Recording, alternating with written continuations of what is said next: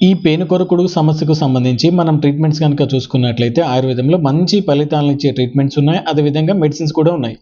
ఈ ట్రీట్మెంట్స్ కనుక చూసుకున్నట్లయితే లోకల్‌గా చేసే ఉద్ఘర్షణ ట్రీట్మెంట్ అని, అదేవిధంగా ప్రక్షాళన treatment, multiple incision method treatment అని, అదేవిధంగా రక్తమోక్షణ ట్రీట్మెంట్ అని, అదేవిధంగా విరేచన ట్రీట్మెంట్ అనేవి ఎంతో అద్భుతంగా పనిచేస్తాయి.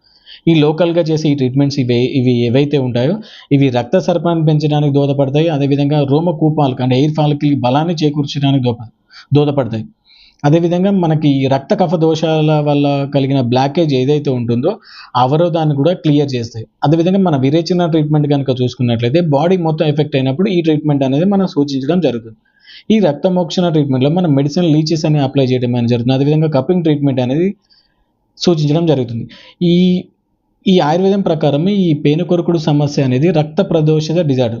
ఈ రక్త ప్రదోషజ వ్యాధుల్లో ఈ విరేచన ట్రీట్మెంట్ గానీ, ఈ రక్తమోక్షణ ట్రీట్మెంట్ గానీ అద్భుతంగా పనిచేస్తాయి.